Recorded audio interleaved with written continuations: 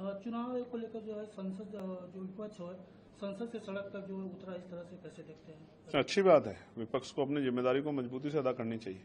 हम तो जब हाउस नहीं चलता था तो हाउस के बाहर जो है, जो बाउंड्री वाल उसके बाहर तख्ती लेके प्रदर्शन करते थे। कितने ऐसे विषय हैं जिनको हम लोगों ने उठाया। ये जो स्कूल का मर्जीकरण चल रहा था या बिजली का निजीकरण हो रहा था, ये तमाम मुद्दों पे हमने आवाज उठाई। एक दवाई एक दाम की आवाज उठाई, एडवोकेट प्रोटेक्शन एक्ट की आवाज उठाई।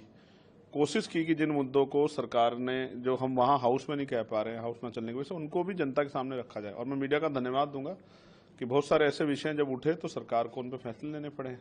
अभी भी बहुत सारे विषय हैं, हमारे यहाँ नहीं चला 16 दिन से विजन सदन नहीं चला, यहाँ तो 24 घंटे चलने की बात हो रही। तो हम लोगों ने तो कोशिश किया कि हमारे विषय टॉप जल भराव की स्थिति क्या है।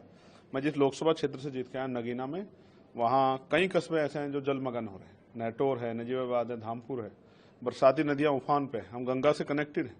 गंगा के आसपास के एरिया में सारी फसलें नाश हो गई। मैंने पार्लियामेंट में आवाज उठाई, मुख्यमंत्री जी को पत्र लिखा, जल शक्ति मंत्री को पत्र लिखा। क्या हुआ, उसका परिणाम क्या हुआ? कोई पूछने वाला नहीं है। रोटी के लाले पड़ गए हैं, बच्चे स्कूल नहीं जा पा रहे हैं।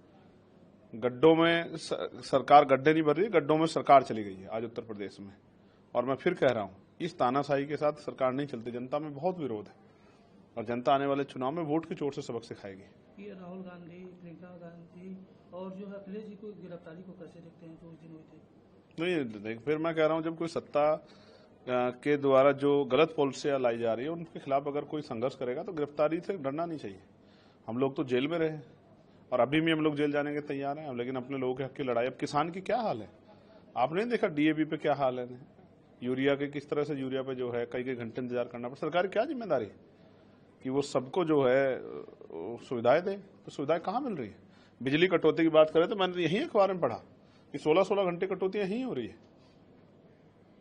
तो उत्तर प्रदेश में नया कुछ नहीं हुआ है, पुराने जो चीजें हुई हुई हैं उसी को जो है, उसी पे जो है लीपा पोती करके, डेंट पेंट करके, अपने नाम करके चला जा रहा है उत्तर प्रदेश को। ये 2027 के चुनाव को लेकर आपकी क्या तैयारी है? देखिए, चुनाव की तैयारी मजबूत है, लेकिन उत्तर प्रदेश में पार्टी जो है अभी तीसरे पंचायत चुनाव में लगी हुई है कि ग्रामीण क्षेत्रों तक, जहाँ बहुजन समाज बहुसंख्यक रूप से रहता है, वहां तक बात जाए, उनको जो है वोट की ताकत को समझा जाए। और आज पार्टी ने ऐतिहासिक निर्णय लिया है कि हम लोग 1,62,000 से ज्यादा जो बूथ हैं उत्तर प्रदेश के, हर बूथ पे कम से कम 4 वोटर वॉरियर को जिम्मेदारी देंगे, वोट रक्षक तैयार करेंगे। उनके जरिए वोट की वैल्यू उस बूथ के लोगों को समझाना और वोट को किस तरह से जो है, वोट की चोरी ना हो, वोट कटे ना, गलत वोट वहां बढ़े ना, उसको पूरे को नियंत्रण करना और उसको पोलिंग बूथ तक ले जाने की जिम्मेदारी उन 4 कार्यकर्ताओं पर रहेगी। और ऐसे जैसे जब ये घोषणा की गई तो लाखों कार्यकर्ताओं के मन में उत्साह पैदा हुआ कि हमें अपनी पार्टी की सेवा करने का, लोकतंत्र बचाने का मौका मिलेगा।